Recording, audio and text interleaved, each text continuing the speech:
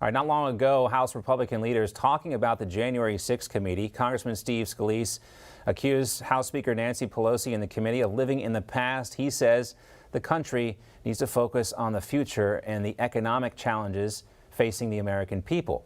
We, of course, are only 30% through these January 6th committee hearings, but we've already learned a few key details. Americans were no doubt curious about this week's primetime presentation, but it doesn't look like chairs Liz Cheney and Benny Thompson can keep that audience focused on it. Yes, 20 million people watched, but that happened because it was aired across all the major broadcast networks. And according to the Washington Free Beacon, a rerun of CBS's Young Sheldon beat out the hearings on that network when you compare this week's audience to last week's. For comparison, about 100 million people watched the Super Bowl in the United States this year, according to Nielsen. Let's talk about this and welcome in the former Deputy Assistant to President Trump, Sebastian Gorka. He is the host of the Gorka Reality Check here on Newsmax, which you can catch Sundays at 7 and 10 p.m. Seb, great to see you again. Thanks for having me, John. I do not know who Young Sheldon is, but I'm not surprised that more people watched that than Nancy's Star Chamber. Apparently, it's a prequel to the whole Big Bang Theory. I don't watch the show either. I just saw that story, and I think it tells us a lot. You know, Democrats will say, oh, 20 million people tuned in, but like I was saying before, they also compare this to 9/11, Pearl Harbor, the Civil War, and you would think if it were a serious examination, the whole country would be tuning in, especially in prime time. No, I completely agree. And really, when you're taking the regular programming and then slotting this in, 20 million is pathetic. I mean, there's 320 million people in this country. If only half of those are adults, you're talking about a fraction of a fraction.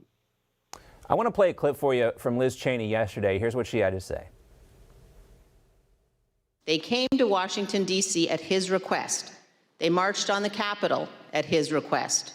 And hundreds of them besieged and invaded the building at the heart of our constitutional republic.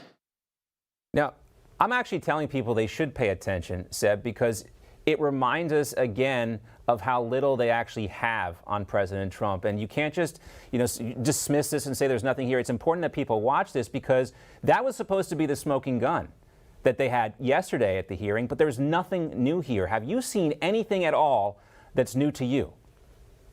I have. I've seen one thing, John. So we were promised so much new footage. Didn't see any of that. We've seen lots of tiny little snippets. So, 10 seconds of Ivanka Trump when, in fact, she was interviewed for 8 hours. Why is it edited down to 10 seconds is peculiar. But there was one massive bombshell during the first hearing.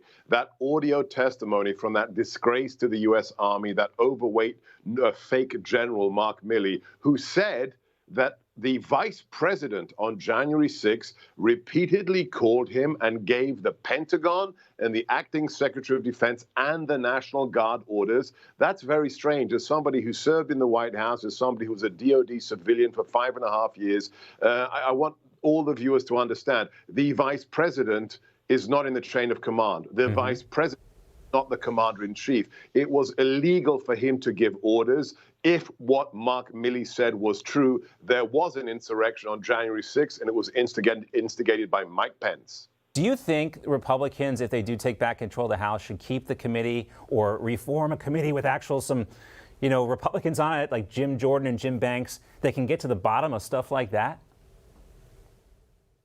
In an ideal world, yes. I mean, Matt Gaetz was on my radio show, America First, recently, and he said, if we win, if we have that trouncing of the Democrats in November, every single committee of the House should become an investigatory committee and truly exercise oversight over that given sector, whatever it is, national defense, agriculture, education, whatever it is. However, I doubt the GOP has the spine to do that. We really are in an internal civil war on the right between the America First, MAGA populist branch, people like Matt Gaetz, Marjorie Taylor Greene, great individuals like Steve Scalise and Jim Jordan, and then the establishment, which really wants to play footsie with the Democrats under the table, wants to have nice articles written about them by the Washington Post and go to the cocktail parties and Adams Morgan. So, no, unless the Patriots take over the GOP, I'm just going to see, the establishment do the usual get along to, go along to get along. And when we come You can't play nice with the Democrats, John. It's too late for that. You know, I think you could say the same thing's happening with these gun control proposals. There are certain Republicans that want to go along to get along because it's an emotionally charged time right now. But, you know, some other people in the party are saying, hey, look, there are some serious concerns here about what this could do to the Second Amendment and the Fourth Amendment. Absolutely. And look, there's you should listen to those like my parents who lived under fascist occupation and then communist dictatorship. You do not negotiate with radicals. And today's Democrat Party is run by radicals. It is the AOC branch that runs it. Biden has caved to all of them because he's a senile, old man. And the idea that you can be nice to them and you can give them something today, no. You're going to give that alligator a finger, and next they'll take the arm, and then the next thing they'll take your body. So no, you cannot negotiate with radicals. You have to destroy them at the midterm elections.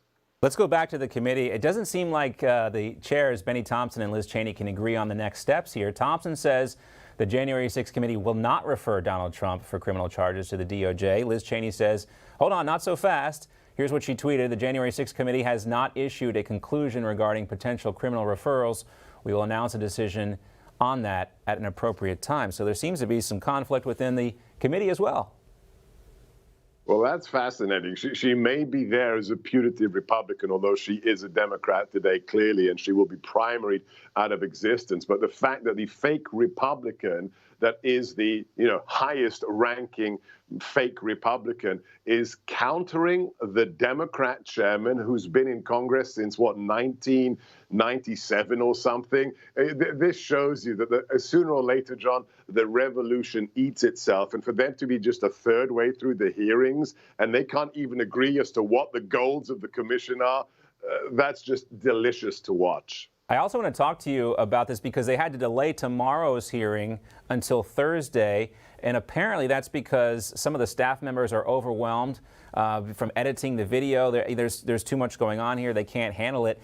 So, Bill Stepien's wife went into labor yesterday. He's not there. He was supposed to be the star witness, and now we're hearing, after this dust-up between Benny Thompson and Liz Cheney, that they're delaying the hearing because everyone's overwhelmed. What's your read on this, Seb?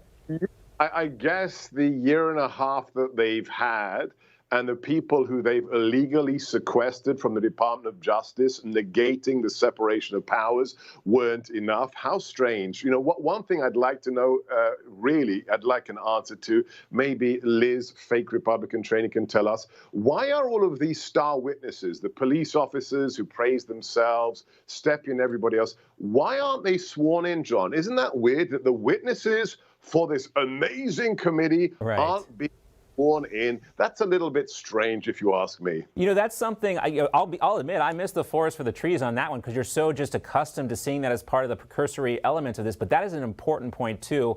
And another reason why people should tune in and pay attention to see that type of stuff happening and why, really, we can't take this seriously. Great to see you, Dr. Gorka. We'll see you this weekend on the Reality Check. Tune in 7 p.m. Sunday. Always great. Appointment viewing.